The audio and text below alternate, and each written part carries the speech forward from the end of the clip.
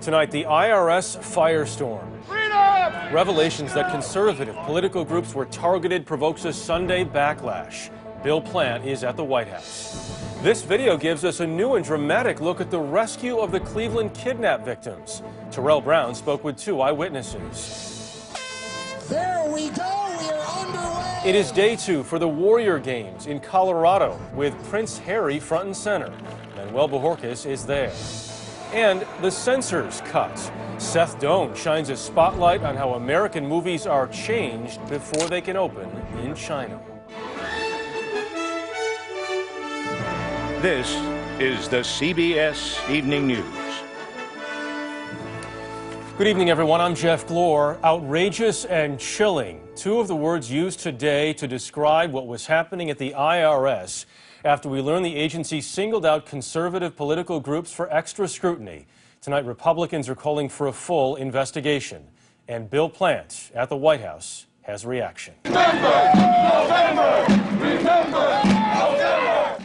New revelations about IRS targeting of conservative advocacy groups raised the level of outrage today across the political spectrum. This is not tolerable. This is truly outrageous. And I don't care if you're a conservative, a liberal, a Democrat, or a Republican, this should send a chill up your spine. The White House said the president expects swift action for any misconduct, but also noted that the IRS is an independent agency. Nonetheless, Senator Susan Collins called on Mr. Obama to apologize. But the president needs to make crystal clear that this is totally unacceptable in America. The furor is certain to build when later this week the IRS Inspector General's office releases its report. A draft copy obtained by CBS News shows that senior IRS officials knew in June 2011 that Tea Party and other conservative groups applying for tax-exempt status were being red flagged. Despite denials almost 9 months later by then IRS Commissioner Douglas Shulman. There's absolutely no targeting. Lois Lerner is the IRS official in charge of determining which organizations qualify for tax-exempt status. According to the report, on June 29, 2011, she was told that groups with the names Tea Party or Patriots would face additional scrutiny. 6 months later, in January 2012, the IRS added political action organizations involved in educating on the Constitution and Bill of Rights.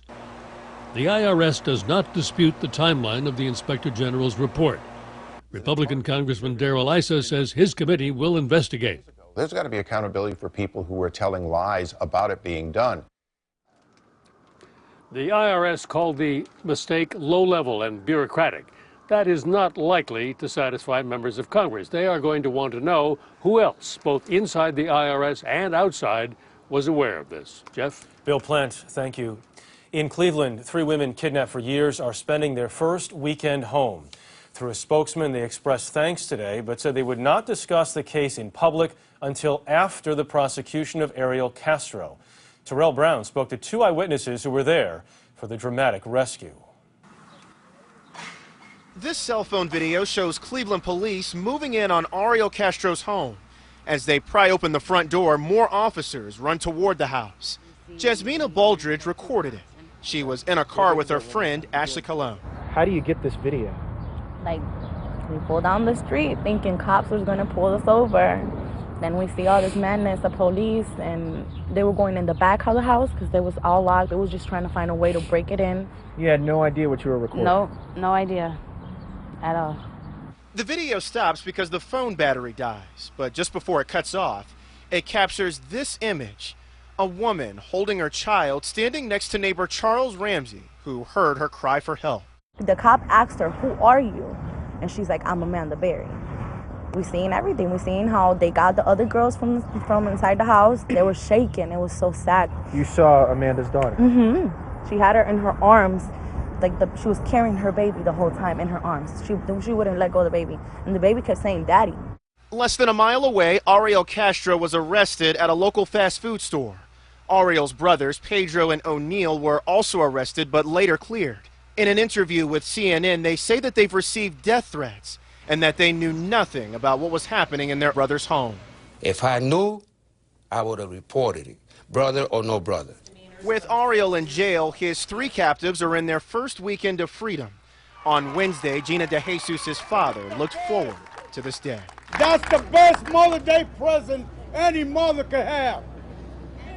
Yeah. Since the victim's rescue, the curious have been coming here to see the house. Cleveland police put up a fence around it today, saying it is a crime scene and has to be guarded until after the trial, Jeff. Terrell, thank you. 2 weeks ago, we told you about the murder of 3rd grader Layla Fowler in Northern California. This weekend, police arrested an unlikely suspect. Here's Carter Evans. The manhunt was intense after 8-year-old Layla Fowler was found stabbed to death in her bedroom. Authorities now say they have her murderer in custody. Calaveras County Sheriff Gary Kuntz delivered the news to a stunned crowd at a news conference Saturday night. At 5:10 p.m., detectives arrested Layla's 12-year-old brother at the Valley Springs substation and on charge of homicide. Layla's brother had told investigators he found her with multiple stab wounds after seeing an intruder running from their home on April 27th. Hundreds in the small mountain town of Valley Springs held a vigil for Layla. Many said for the first time they were locking their doors, fearing a killer in their midst. But the trail went cold, and last week police suspended their search. Just a day before the arrest, the 12-year-old's mother, Priscilla Rodriguez, stood by him. I know my son's always been protective of his sister. You know, I just don't know. Investigators won't discuss a motive for the killing or what led to the arrest. They will only say there was no intruder. Citizens of Calaveras County can sleep a little better tonight. Perhaps they will, but if the charges are proven, the nightmare lingers. How could a 12-year-old in their community have committed such a violent act? Carter Evans, CBS News, Los Angeles. Turkey arrested 9 people today and charged them with yesterday's car bombings in a town near the Syrian border that killed 46 people. Turkey says the accused all have links to the regime of Syrian President Bashar Assad. Kelly Kobiea has more. It was the deadliest cross-border attack since the war in Syria began 2 years ago. 2 car bombs exploded in a busy market in a town that has become a haven for Syrian rebels and refugees. Most of the victims were Turks. The Turkish government immediately blamed the carnage on Syria. Interior Minister Muammer Güler said 9 people were arrested and confessed. He said they were part of a terrorist organization linked to Syrian intelligence. Syria's information minister fired back, denying the charges, accusing Turkey of causing trouble on the border by supporting rebels, even calling the Turkish prime minister a killer and a butcher. Today, Turkey's Prime Minister Tayyip Erdogan said his country would not be dragged into Syria's war.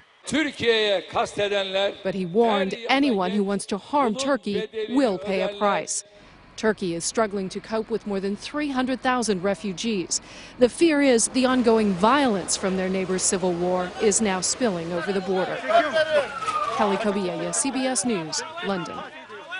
Former Defense Secretary Robert Gates warned today against direct U.S. military involvement in Syria. In a Face the Nation interview with Bob Schieffer, Gates said there are limits to the effectiveness of U.S. interventions. It begins with an act of war. And haven't we learned that when you go to war, the outcomes are unpredictable? And anybody who says it's going to be clean, it's going to be neat, you can establish the safe zones and it'll just be swell. Well, most wars aren't that way. President Obama congratulated Pakistan today on its election this weekend. Unofficial returns from across Pakistan show former Prime Minister Nawaz Sharif is poised to regain office after defeating his rival Imran Khan. The election marks the first peaceful transfer of power in Pakistan's history. Elizabeth Palmer joins us from inside Pakistan tonight. Liz, what can you tell us about Prime Minister-elect Sharif? He's a wealthy man, a steel magnate. He's head of a moderate party called the Pakistan Muslim League, and he's been prime minister before, twice in the 90s, so he knows a thing or two about governing. He is remembered for authorizing Pakistan's first nuclear test, which did lead to the development of a weapon. His first challenge is going to be tackling this country's fiscal problems. Essentially, Pakistan is broke. But he also wants to improve relations with the United States. He said that Pakistan and the U.S. can find solutions to the issues that divide them, and that would also include the issue of drones. The Pakistani people really dislike the American program of flying drones into Pakistani territory. Liz, Imran Khan, the former cricket player and celebrity who got a lot of attention in this race and then took this awful fall less than a week before the election off a platform, what does he do now? Well, he's still in the hospital recovering from pretty serious back injuries, but he has done an extraordinary thing. He did not get the number of seats he wanted to, but he's gone from a standing start. He had no seats in the last parliament. He's probably going to have a block of about 40 seats, and he's become very suddenly a very real force in opposition in Pakistani politics. Elizabeth Palmer, thank you.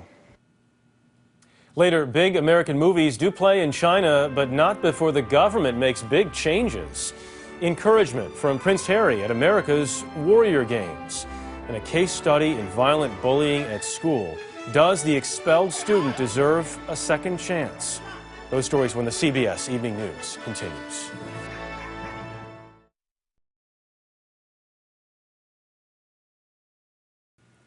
A Mother's Day parade in New Orleans today was interrupted by gunfire. At least a dozen people were hurt in the city's 7th Ward, including a 10-year-old girl. Police say all the victims are expected to live. Police tell us they are searching for several gunmen tonight. After a violent attack on a middle school student in Jacksonville, Florida, a judge said he'd seen enough. He banned the teenage attacker from the area's public schools. But as Mark Strassman tells us tonight, that decision puts school leaders in a difficult position. 2 months ago, Aria Jewett was lured into a fight near her middle school. I tried to walk away, and as you walked away, that's when she grabbed you. so I didn't even know it was coming. The cell phone video of the assault is hard to watch. Her attacker, another 14-year-old 8th grader, slammed Jewett's head into a stone wall. After she fell, defenseless, the attacker sat on her and beat her repeatedly. Jewett estimates 30 kids watched. Because she had everyone else videotape it, she had the girl bring me over there. So she probably had this planned. Jewett suffered a fractured skull. Her attacker was arrested for aggravated assault and removed permanently from Ocean Way Middle School in Jacksonville. Jewett says her attacker has a history of videoed assaults like this. Had you ever seen other videos of her beating up other kids? Yes. You've seen other videos. How many? Like 5. 5 videos of her beating up 2 other or kids. 3 at the school. And she still never got expelled or anything. Jewett's family asked Florida Circuit Judge Henry Davis to protect their daughter. His ruling about the attacker surprised even them. This child is a threat to all the children at any school.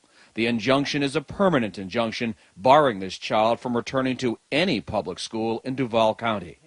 But the school district superintendent says the judge went too far.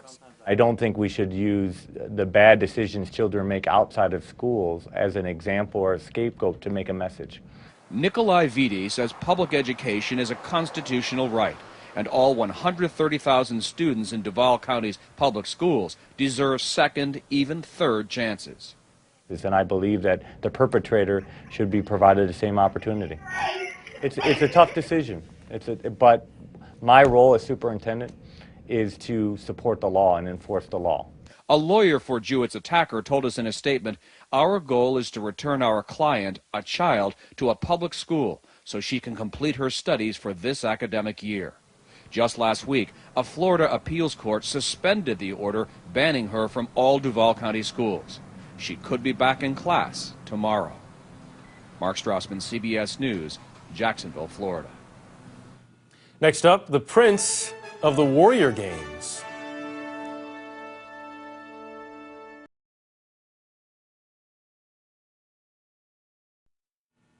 The wounded veterans competing in this weekend's Warrior Games in Colorado are getting extra encouragement. Prince Harry is there, cheering them on and also taking part. Here's Manuel Bojorquez. Prince Harry's second day with athletes at the Warrior Games included handshakes and words of encouragement. You've got the Olympics, you've got the Paralympics, and you've got the Warrior Games. There's no reason why the Warrior Games shouldn't be recognised worldwide. The first batch of racers got a royal start. Racers ready? There we go, we are underway! As did the second, though slightly less dignified. Here we go, there goes the air horn. This cycling competition includes wounded veterans from all branches of the military, including British service members. 260 veterans are competing at this year's games. Not gonna let anything stop me. U.S. Marine Sergeant Christy Ennis is one of them. She served in Afghanistan at the same time as Prince Harry and is still recovering from being severely injured in a helicopter crash. It means a lot to all of us. It's raising awareness throughout all of our communities, all our hometowns, and then across the world. But the prince is still having fun. Here in Colorado, he played football and took part in a post-game team pyramid. During a game of floor volleyball, he managed to spike the ball on Misty May Traynor, a three-time U.S. Olympic volleyball champion. Prince Harry's final duty here at the Warrior Games was to award medals to some of today's winners. His next public appearance will be on Tuesday in New Jersey with Governor Chris Christie visiting areas hit by Superstorm Sandy. Jeff? Manuel, thank you. Quite a sight in central Minnesota. I know, it's pushing forward. Yeah. This is crazy. Oh my God, Nikki, look! Yeah, look at that. The frozen water from Lake Mille Lacs, pushed by strong winds from the spring thaw, created what's being called an ice tsunami. Giant hunks of ice were pushed against homes along 10 miles of shoreline. Crews are currently trying to clear the ice, which in some spots was as high as 30 feet. Still ahead, cinema censorship, why China is rewriting Hollywood scripts.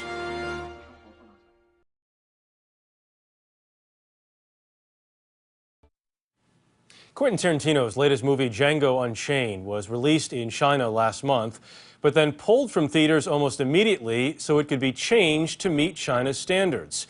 Today it's being re-released, and Seth Doan was there. It's opening day again at this Beijing theater, where we met Justin Tai this afternoon. They don't explain to you why, they don't tell you what's the standard, and they have no disclosure as to the process of why it's been censored out.